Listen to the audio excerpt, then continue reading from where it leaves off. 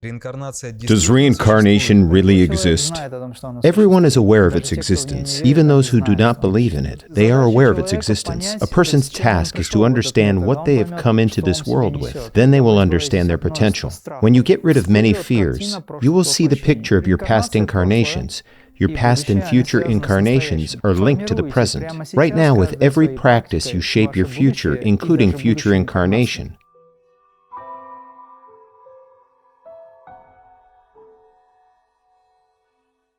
Master, today I would like to talk about reincarnation. Today, many paranormalists and healers see past lives, and regression has become very popular. How can you tell if reincarnation really exists or it's nothing but fiction? Reincarnation is a fact. It is mentioned in some form or another in all of the sacred books. Everyone is aware of its existence. Even those who don't believe in it, they just know it exists. Those who do not believe in God acknowledge the existence of God. They just don't believe in Him. The same is true for reincarnation. Spiritual and esoteric practitioners believe that if a person doesn't believe in reincarnation, and therefore doesn't develop their subtle substances to understand what reincarnation is, or if they don't want to believe in it, they will not go to the upper worlds, and if they have a good karma, not to the lower worlds, but to a gray plane where there is nothing there. It's their choice. During our lifetime, we shape our future. We set up our future incarnation right now through our attitude to this world. And we shape our afterlife where we will go when this life ends.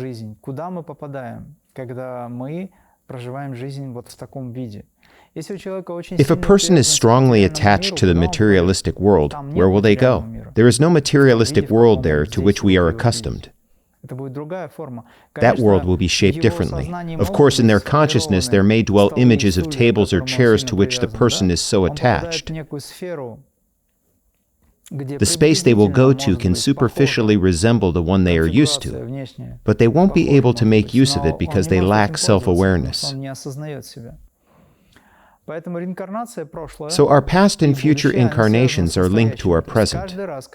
In every incarnation, life after life, you shaped your next birth while working on your past. This is what you are doing right now. If a person wants to know who they were in their former life, they should pay attention to their current thoughts, their existential tendencies, their interests, passions, affections, and so on. You can understand what you were engaged in, what you did in the past lives. For example, I can play various musical instruments, but I spent my entire past life in a Himalayan cave. I was a Tibetan Lama. I had no synthesizer, no piano, nothing. Where did I get this information? Why do I play music since my childhood in this life? Because I learnt it several lives ago. I want to say that in every next life, we can display certain qualities that we obtained in our past incarnations. These qualities are within you. They are in your chakras. And we must find this information in the chakras, free it up. We must understand these worlds. You know that chakras keep information about the entire universe, including information about you personally, about who you were in the past life. Please tell me, what happens to the soul after death? What stages does it go through? When will this soul come back to earth? Every time it's different. It depends on how much effort a person expended. There are people who are immediately reborn to work their karma out. They are either great sinners or self-aware saints.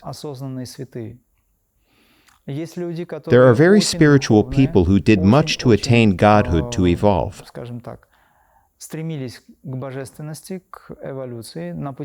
On their way to evolution, they strive to attain this supreme spiritual state, and now they can have a good rest from earthly existence. For example, they can stay away for more than 1,000 years. It's possible. But 1,000 astral years is not the same as 1,000 earthly years because time runs differently on different planes. It depends on what the person was doing throughout their lifetime, what their last wish was, what their will was, what the last thought on their mind was when they left this life. They shape their future through what they think and what they remain fixated on at the end of life. We all remember a Vedic story about a wise man of a great stature who was extremely attached to his deer. And when he was dying, he thought of a deer. How will it live without me? He was compassionate. And in his next life, he incarnated as a deer, although he was a wise man. You see, his consciousness was directed. And the focus of this consciousness, this energy, absorbed the image of the deer and transformed into a deer. That is, if you direct your consciousness toward an object, you should be aware that this object has the potential to shape you. Now think what people direct their consciousness to. For example, when they watch an action movie, a blockbuster, or when they listen to certain music, and so on. I want to say that we are shaping ourselves and our future right now. The purity of intentions and thoughts. When we think about good things, we shape a good future. When we listen to good sounds, when we say good, beautiful words without aggression, when we have no inner aggression, our souls will rise very high for sure. You go through this life to finally ascend. Even the Quran says that our physical lives last only several minutes from a cosmological perspective. Just several minutes of life. Okay, let it be an hour. Or 3 days. 3 days. That's all we have to live. 3 days. Is it enough for us? 100 years that last 3 days, or 3 days that last 100 years. It's a very short period of time. That's why it's better to start meditating right now. Cleanse your consciousness and mind to reincarnate consciously next time. People do practice now. I have disciples who take their practice very seriously, and I tell them to shape their future and their future incarnation right now with every practice. If you leave something incomplete, you will have to come back to Earth to attain realization. Or sometimes people purposefully come to Earth for realization when they get liberation through Kriya practice. Whatever the case may be, they must visualize themselves in the future right now. Or they must visualize that they become what they want to be there, on the astral or highly spiritual plane, in the future. They might want to become a demigod, who knows? These are their dreams. And in principle, it's correct, because you are shaping what you will become. We are what we think. Or you should visualize your next incarnation, where you want to be born, what kind of person you want to be, even what you want to look like. Start to work with it right now. If you need it, of course. Can our loved ones reincarnate through our children? Is there a way to tell if one of our relatives has a soul of our ancestor or a loved one? Or is it a great mystery? First of all, it's a mystery, but very often this mystery can be uncovered. For example, you could feel that this child has the same manners, behavior, habits, even speech as their grandpa had, who left this world recently. Then people think that it's the soul of their relative. But sometimes people deceive themselves because they were strongly attached to the deceased person, and they try to find them in every other person. You shouldn't be fooled here, but it can also happen. Karma is the key here, the soul of the deceased person who didn't attain realization in this body, doesn't matter why, completes its program, goes to the world of spirit, where it is quickly reshaped and subjected to other changes, and immediately comes back in the body of this child. However, very seldom do souls come to the same family. In fact, I will tell you that human life is priceless. Do you know how many souls are waiting in line to incarnate in a human body? Due to the absence of such a possibility, karma, or any other circumstance, sometimes the souls of people incarnate even in the souls of animals. in order to work out their karma more quickly, at least in this manner. By the way, souls of animals. Several times my deceased relatives came to me as animals. In my case, all of them were cats. This was the case with several of my family members, and these cats even looked somewhat like my relatives. That is, they had similar eyes, some other traits. And I noticed that they came on the 3rd or 40th day after the death of the relative. They would stick to me for some time, for several days, and sometimes I had a deep understanding of who they were. When I made a connection between my relative and this animal and tried to find it, it disappeared without leaving traces. Do I get it right that a disembodied soul may find itself at a loss on the astral plane or wherever, enter an animal's body, and come to its house in an attempt to get back into this world? Yes, they may come for the time being. You've said that it happened within 40 days or another number of days, and then they leave. Yes, it's because cats are good spirit guides. And souls, for this or that reason, enter these animals to find a corridor that would bring them back to this world if they had strong attachments. Sometimes it happens, but the law functions properly and the cat, the soul, goes away. It happens, but I think it was done for you personally. It's possible, but it's not a general rule. From time to time it happens to some people. In this case, it was you who witnessed it. A human soul, the soul of your relative, found a way to express itself in the outer world. Elemental spirits manifest themselves in the outer world in the same way. Jinns enter human bodies and try to live in this world. They have an attachment, they have an opportunity and desire to draw energy. So they enter a person's body and so on. There are many governors nowadays who are possessed by them. What we see is a puppet inside of which there is another entity. And it's entering the public domain now. Yes, this is really the case. While on the subject of reincarnation and journey of the soul, we know how to assess a person's level of intelligence. Some are doctors of science, others are good engineers, and so on. Is there a similar degree system that could be applied to souls? How can we tell if a soul is young or old? How to tell its age and potential qualities and characteristics of this soul? If you want to know the age of the soul, pay attention to the person's way of life and attachments. If they are extremely attached to material things, say they like to eat a lot or have a drink and so on, if they are very earthy, down home, somewhat naive or too simple, and their behavior is somewhat animalistic, it suggests that the soul is young. They have just come from the animal spirit realm and live in a human body while obtaining certain qualities. But people who have something special in their eyes, who reflect on things, who understand, with whom you can talk and share, to whom you are drawn like a magnet and you see they have certain experience, it's not the first time they have come here. You can determine it by the person's interests. Those who practice spirituality are souls that have been here many times already. Those who are interested in it. However, there can also be ancient souls who have to implement a certain program in this incarnation, that is, to live a material life. You can use astrology spreads, by the way, to see how planets appear there, in which houses they are, and you will understand that person's goal. I knew a very spiritual person whose soul was very ancient. But in this incarnation, this person had to lead a very materialistic life to gain certain experience he was missing.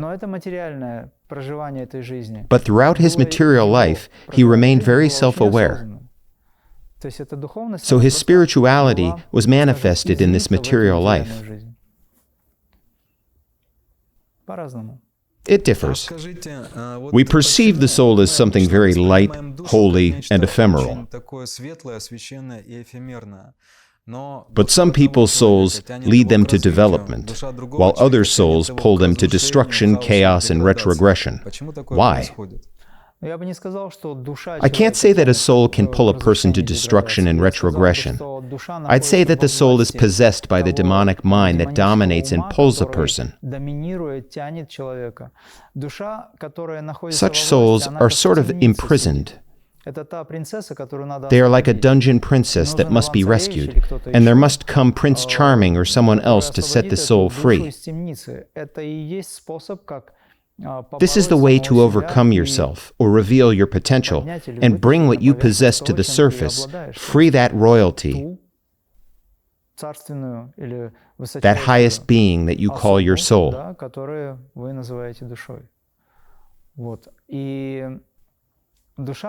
Souls are initially clean, but they can become stained. To some extent. There is Atman. In general, people's understanding of what the soul is not quite correct. We can speak of the soul as Atman. This is an immortal soul which is more like a spirit. And we can speak of the soul as a personality or person who gains certain impressions. And people carry it throughout their incarnations. Such souls are mortal, but Atman is immortal. Do you approve of hypnotic regression? In the course of regression to the past lives, do we really see our previous experiences?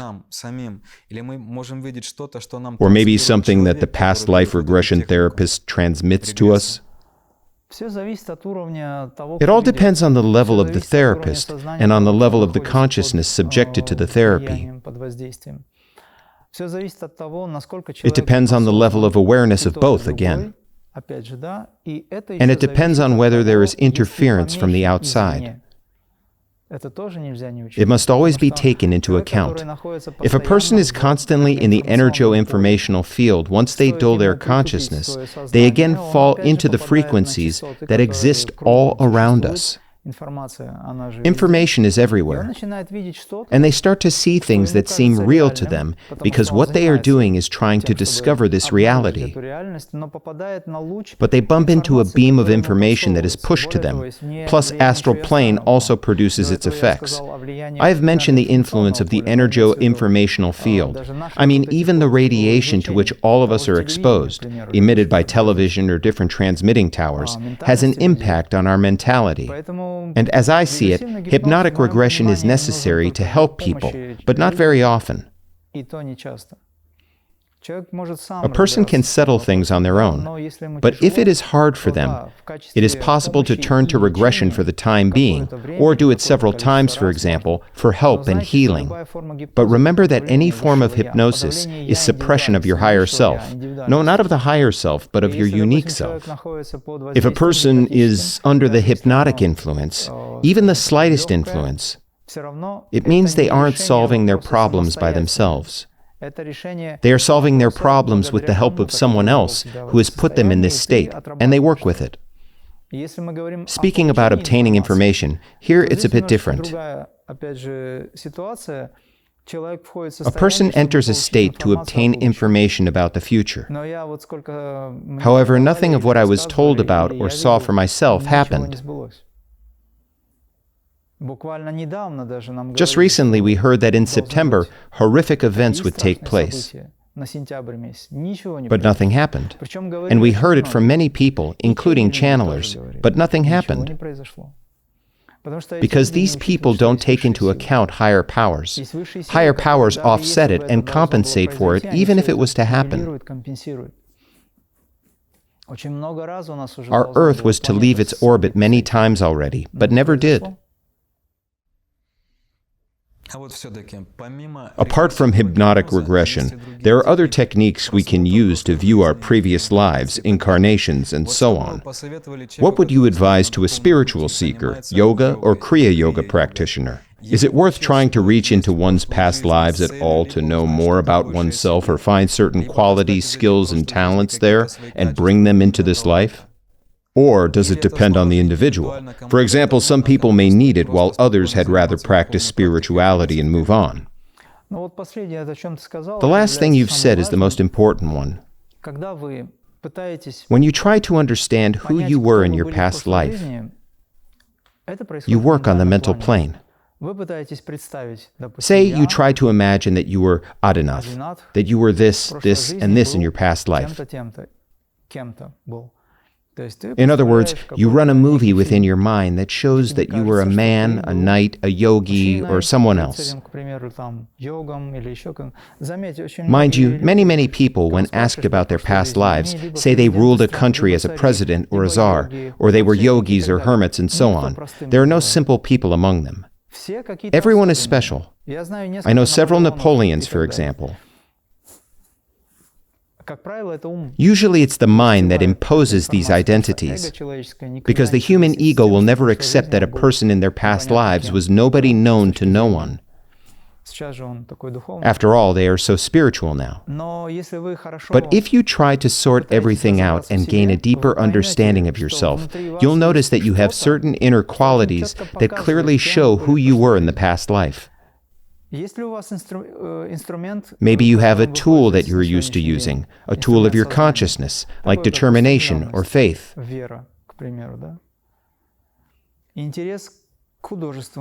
Or you are interested in painting, music, yoga, or have other qualities. Maybe you have a tendency toward stealing, God forbid, or gossiping, or some other aspects of life that are socially unacceptable.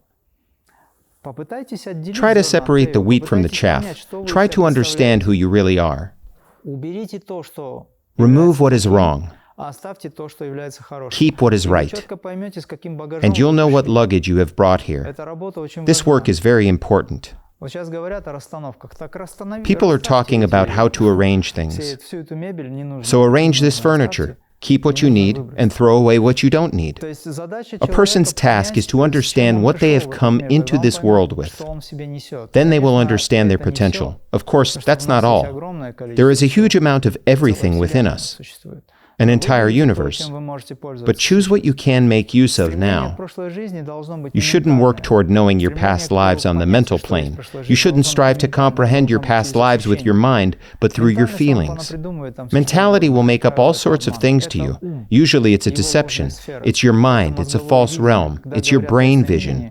They primarily use brain vision when discussing clairvoyance. That is, the mind fantasizes, and emotions back it up. When an individual starts to believe this, they sink into a reverie, being deceived. But reality is different. Moreover, when you go beyond the mind, everything disappears there altogether. There is another objective reality. There is no notion of past life or reincarnation. Everything disappears there. No nirvikalpa samadhi, no savikalpa samadhi, nothing.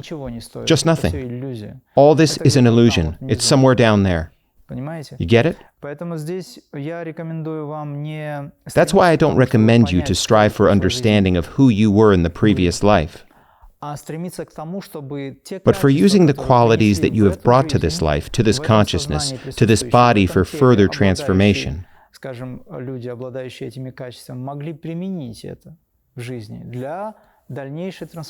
If yet you want to know who you were in your past life, start with meditation. When you attain a level where you can detach and calmly perceive everything that happens within you, in your subconscious world, to put it simply, when you get rid of your fears and attachments, you'll see the picture of your past incarnations. At the moment, it's locked up to avoid you harming yourself. It might be a shocking experience that could damage your mind. Imagine being here and there at the same time. You may enter a phase where you won't understand at all who you are, who you really are. It's like, when sometimes you wake up in a confused state not knowing where you are and who you are. The only thing you know is that this is you, but you don't remember at all where you are. Children often dive very deep, and when they get up with their eyes open, they can't make it out whether they are still sleeping or not. The same can be true for adults. Remember a story about Zhongzi, a disciple of Lao Tzu. He dreamt that he was a butterfly joyfully flying from one flower to another. When he woke up, he couldn't tell whether he was a butterfly dreaming it was Zhongzi, or whether he was Zhongzi who had dreamt of being a butterfly. It wasn't clear. It's a borderline state in which you can't understand who you are and whether you are now in your past life, in the present, or future. There are many films that cover this topic.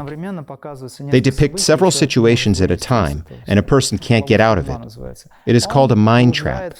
The mind wanders in its subconscious because it is identified with it. Yogis who don't identify themselves with it rise above it and control it all. You should learn to stay concentrated. I usually say that if you have already slipped into this state, don't rely on external environment to get out of it.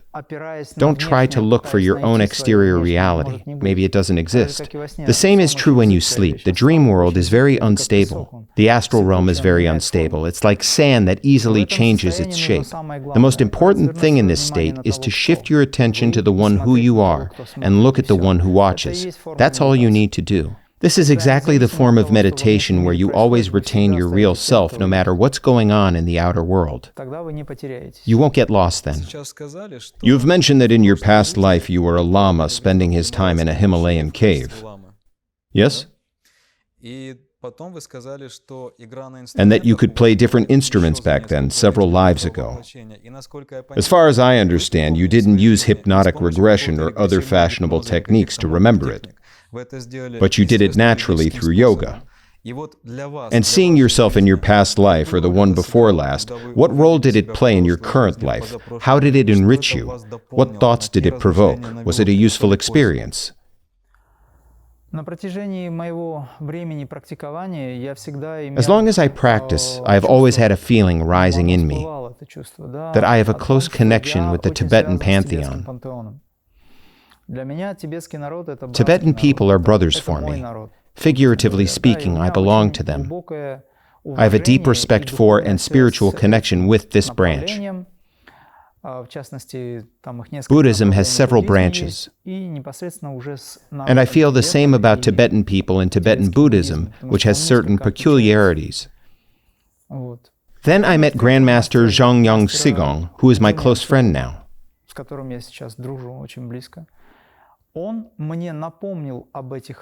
He reminded me of these states and confirmed that my experiences were reasonable. This is how it happened. We met and he handed over a statute to me that was required to open a school. To be more exact, it was me who handed the statute over to him. I had been asked to do so.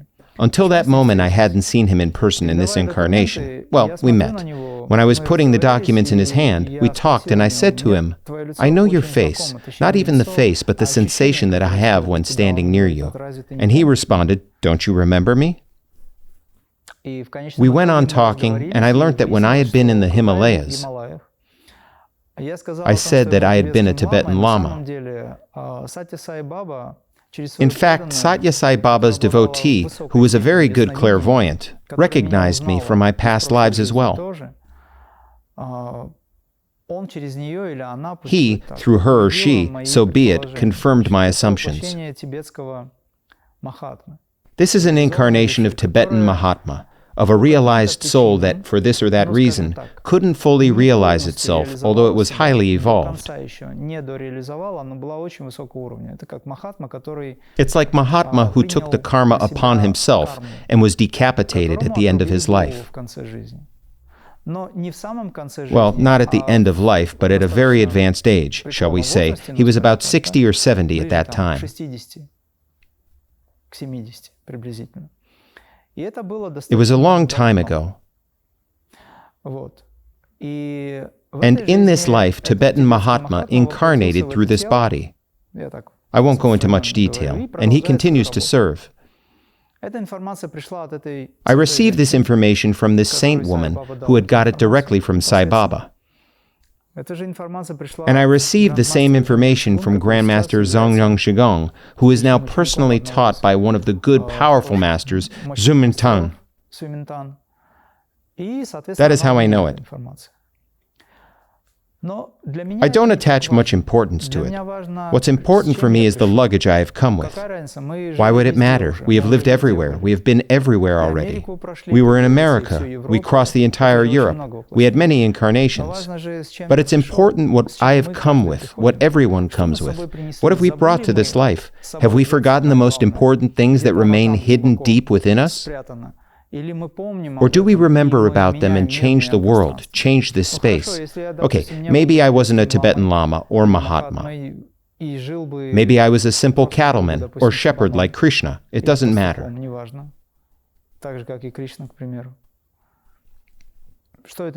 What does it change? Is it possible that in this life I wouldn't be able to rise above it or to evolve even higher through spiritual practice? Yogananda once said that if there were two young people with a restless mind to whom he could teach Kriya 8 hours a day, they would attain complete liberation, and in 4 to 5 years they would become saints. Can it be that we won't achieve it if we want? What hinders us? Laziness? Or elemental spirits? Yes, we will be obstructed. They will interfere from all sides because your development is not beneficial to them. If you are a high spirit and have come with this quality, then be willing to awaken that quality in this life. If you are not a high spirit and it is unclear who you are, but you receive knowledge to awaken this quality, just awaken this quality. Will, aspiration, and faith. Any person, even the worst one, if I may say so. There are no bad people. It's just a game. However, even if he is the most common, tamasic person in the world, if he desires something in life, he can achieve it. So try to get through it. If you ask me about this incarnation, in my previous lives, I lived in Europe, and all this magicism, all magic and mysticism of Europe are now in this head and in this consciousness. Tibetan and Asian concepts have all merged here. And in this incarnation, I had no trouble with apprehending the unity of all religions. It was clear for me from the start. It was not difficult, and there were no obstacles for me to understand the unity of all systems and branches, where Kriya became the highest and most powerful value for me, because it contains absolutely everything in itself. To put it simply, it is even comfortable. It gives you one metaphysical principle that solves all problems. That's what matters, right? Yes, you can read different Vedas, Puranas, Skanda Puranas to understand it. But you will have to follow the same principle, building a vertical connection with God, a deep connection.